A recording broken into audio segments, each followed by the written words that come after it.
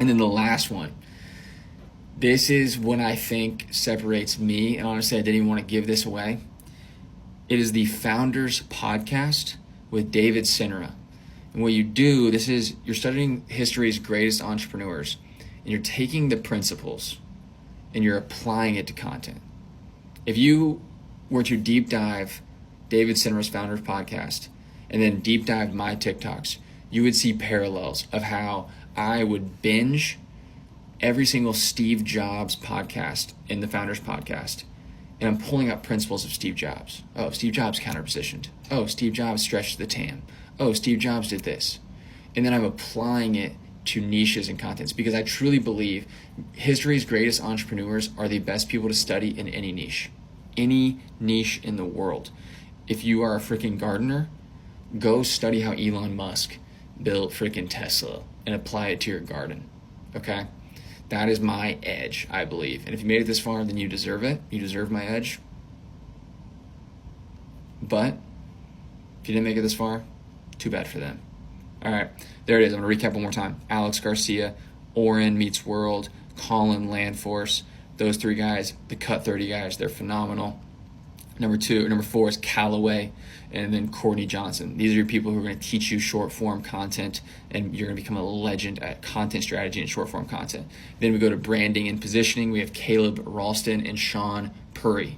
They're going to teach you how to counter position and make brand pillars and association and what to talk about and what not to talk about.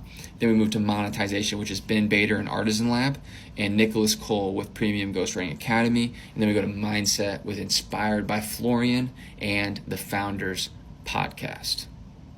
Hell yeah.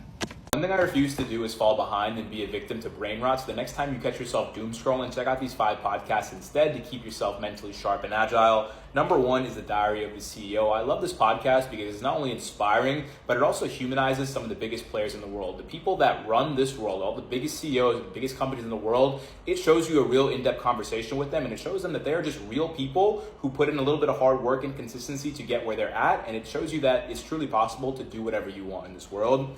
Next up is the Level Up podcast by Paul Alex. I love this one because it is a real business podcast that is very practical. It doesn't show you a bunch of glamour and a bunch of bullshit. It shows you real people that took real steps to get where they are, and it's very inspiring.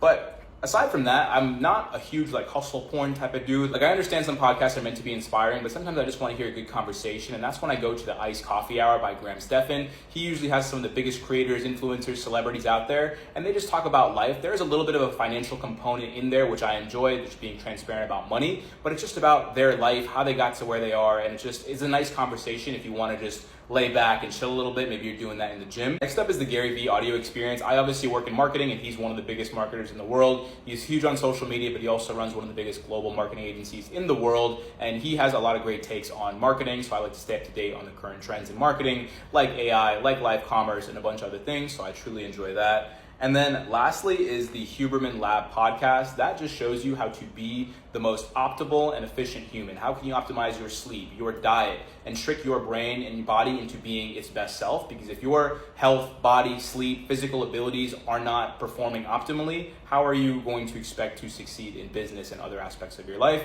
So I like to do that to, just optimize my life a little bit. And as a bonus, I highly recommend the Wall Street Journal. It's not a podcast, but I will never cancel that subscription because I get so much value from it. Every single day, that's the first thing I read. Just 5-10 minutes, I scroll, read a couple articles, and it keeps me up to date about the world, emerging trends, technology, finance, marketing. And that is why I'm able to step into any room and have a conversation with anybody. I can feel confident in my ability to contribute, and that has gotten me very far in life. If you have any other recommendations, drop it in the comments. Peace.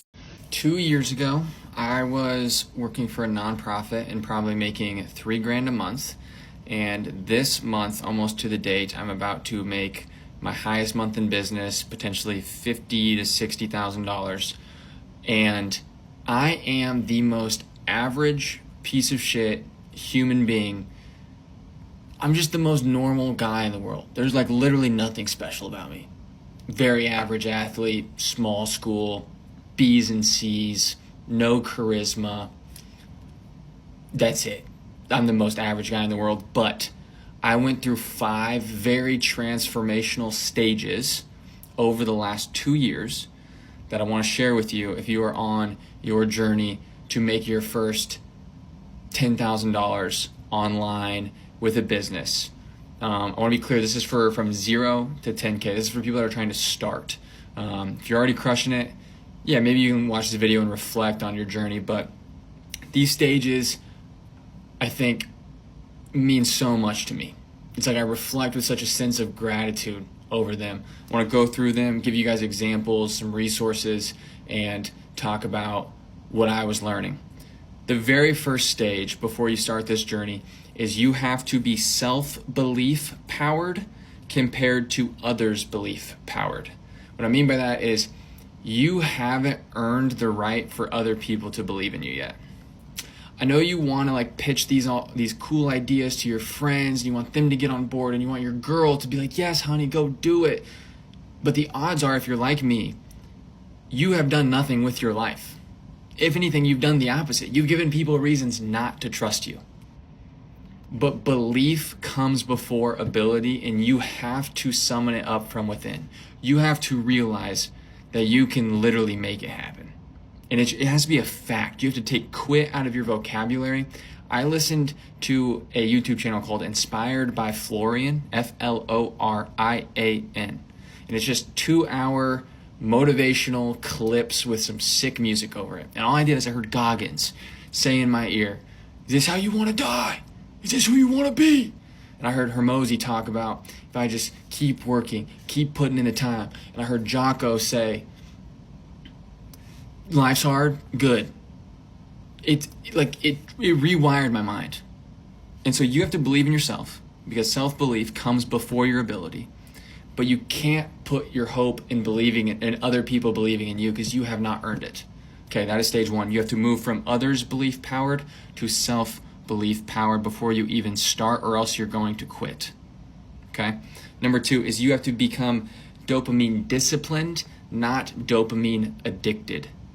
Okay, dopamine disciplined, not dopamine addicted. Guys, I was playing, I'm not even exaggerating, 5 to 8 hours of video games a day. I was married and I had a full-time job. I wasn't working all my hours, and I was a scumbag. And I convinced myself it's fine. It's not that big of a deal. I'm still getting my paycheck. They're not going to find out. I put in a hard day of work.